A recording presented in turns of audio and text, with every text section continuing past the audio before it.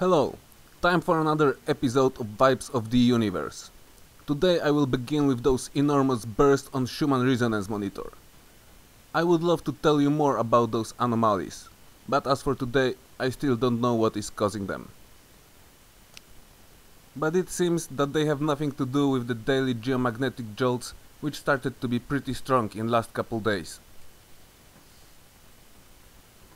Impulse, which took place around first UTC on November 21, was noticed over entire northern hemisphere, and yet there wasn't anything on the ACE solar wind graphs what could explain it.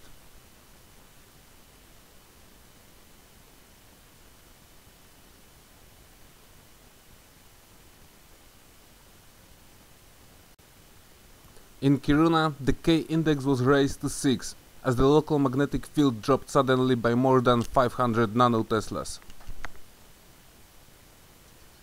It's really not that hard to see some frequency on those readings, but local disturbances are stronger than shows the planetary K index.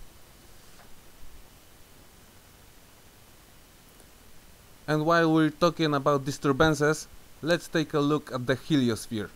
As you can see, Earth-facing disk is dominated by negative polarity. However, our planet remains still connected to positive open field lines from the departing limb. ACE readings are clear. We're still in positive part of the IMF, even if most simulated models say something different.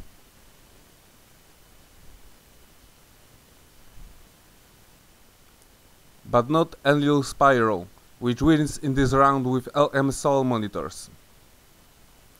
And while we're talking about this one, let's take a look at the new version, which shows much bigger part of solar system. I'm showing you this monitor because it appears that the magnetic connection between Sun and Jupiter is broken.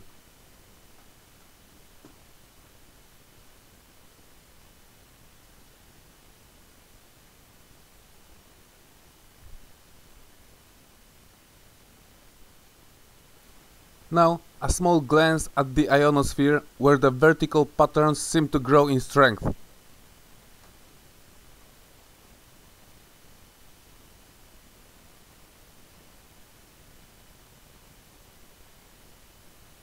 And here comes the daily midnight geomagnetic jolt.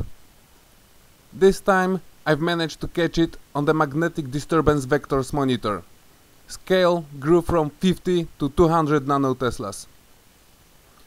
In my previous movie I've told you that instead of a single polar vortex we have actually two of them over northern hemisphere. This monitor doesn't show it in all details, but as you can see, air currents are pretty screwed up at highest levels of atmosphere. Looking at actual satellite images will give you much better perspective of the air circulation anomalies.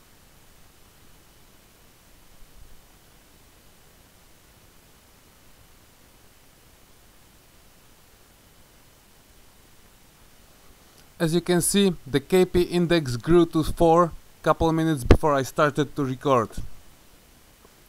When we'll look at ground magnetometers, we'll see a clear and strong sudden geomagnetic impulse, which looks like the daily local jolts.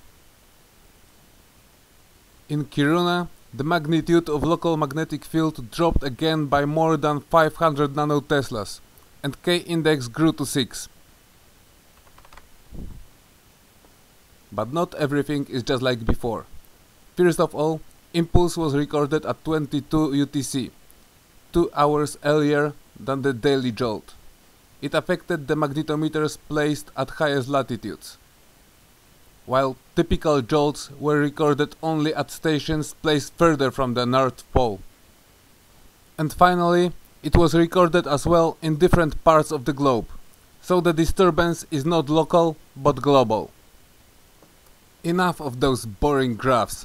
Let's look what was the real effect of this sudden impulse. Those are images captured by Kiruna All-Sky camera at the time when the jolt reached its highest values.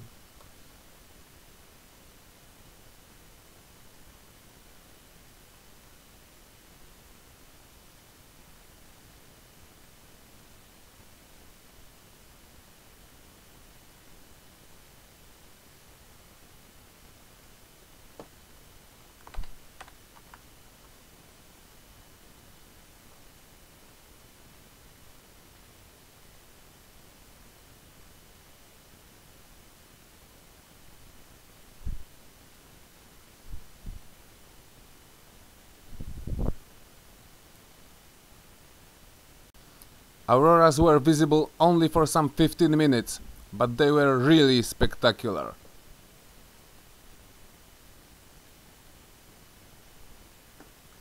And it seems that I know what caused such odd behavior of our daily geomagnetic pulsations. Couple hours after the pulse, velocity and temperature of solar wind went up, while the density got smaller. That's a clear sign of incoming coronal hole stream. Although it is rather weak, frontal density wave disrupted the connection between Earth and low energy field, which is getting stronger during the time of low solar activity. Another change of the subject. It seems that atomic oxygen started at last to behave in a more rational way. However, it is not completely normal, as the density of particles on the night side is too big. Particles started to form two polarities which are perpendicular to each other. But let's go back to 14th of November, when the formation of particles looked like this.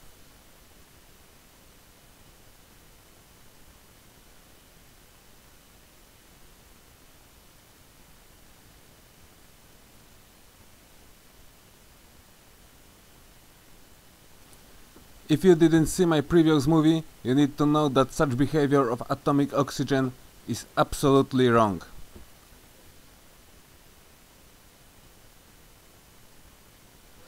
Anyway, I've chosen this date for a reason. Most of you heard already about those weird flashes of light which were recorded in Russia and Ukraine on the same day. If I would have to point out some non-human cause of this phenomenon, those particles would be the best choice. Why? If you finish primary school, you should know that you need oxygen to burn things. However, experiments on ISS show that you can actually burn things in the vacuums of space, without the air. You should know as well that in our environment oxygen atoms make pairs, and only in such form they can be used by our bodies.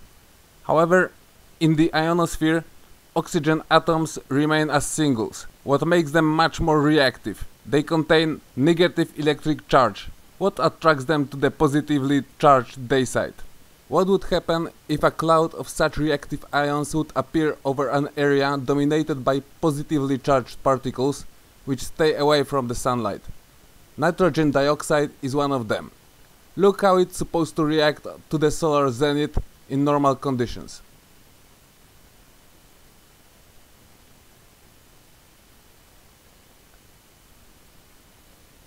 During the daytime, density of particles is visibly dropping, while in the night it grows back.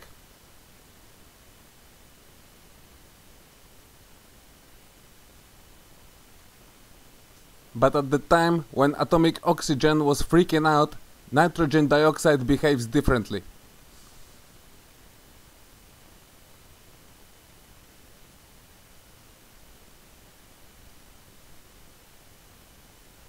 Its amount doesn't grow back in the night.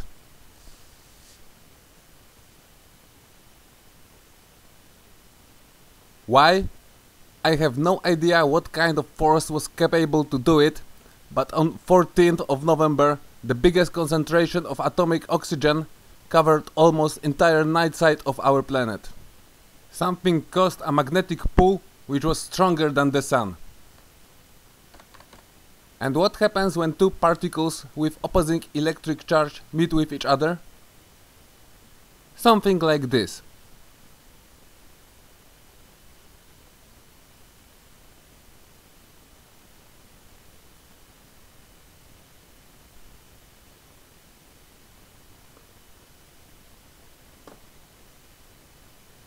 Atomic oxygen can be blamed as well for many aviation disasters, as it reacts nicely with metals. Now, let's take a look at those geomagnetic disturbances. They look differently than the daily jolts. Its duration is much longer, and instead of lowering the local field magnitude, here its value was increased. The same disturbance was as well recorded in Canada, but only at certain latitude, and the geomagnetic field was affected in opposite way. The magnitude dropped by some 400 nanoteslas. And again, there is nothing on ACE solar wind data what would explain those disturbances. Sorry.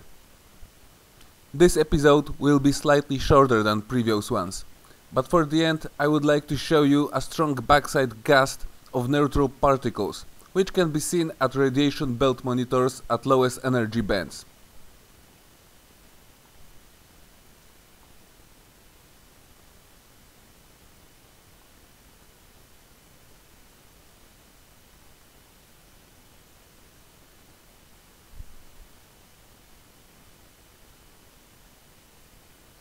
In the difference to cosmic plasma, neutral particles are not affected by magnetic forces, so they can pass through our defenses much easier than electrons.